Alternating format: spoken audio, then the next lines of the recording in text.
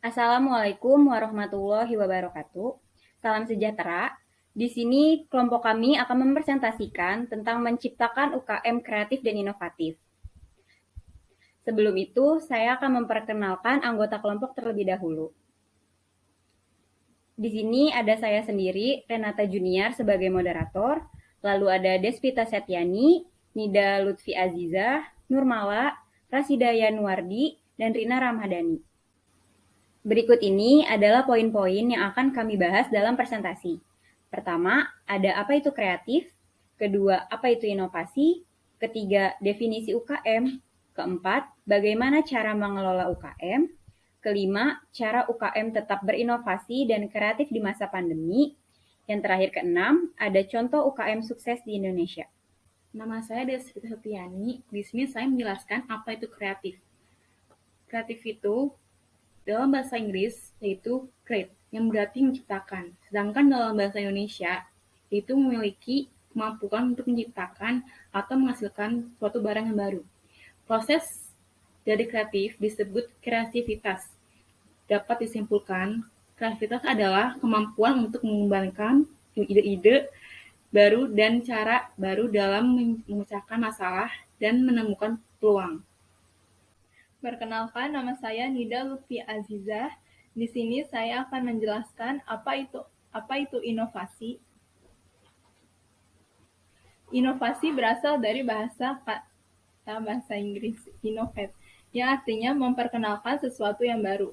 Inovasi adalah kemampuan untuk menerapkan kreativitas dalam rangka pemecahan masalah dan menemukan peluang atau doing new thing. Perkenalkan, nama saya Nurmala. Di sini saya akan menjelaskan definisi UKM.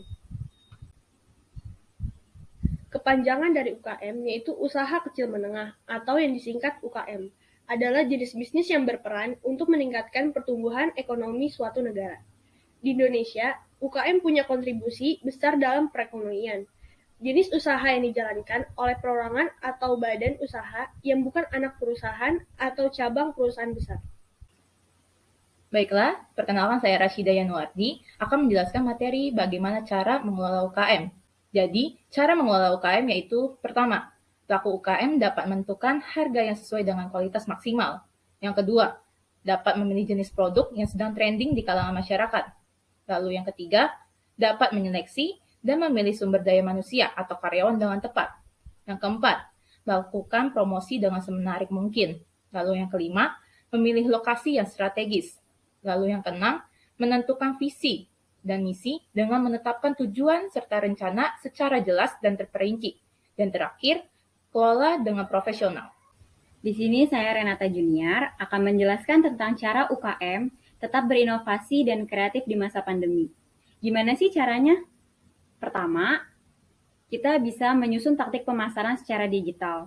Itu bisa menggunakan website, media sosial, Facebook, Instagram. Bahkan kita bisa juga menggunakan YouTube untuk media pemasarannya.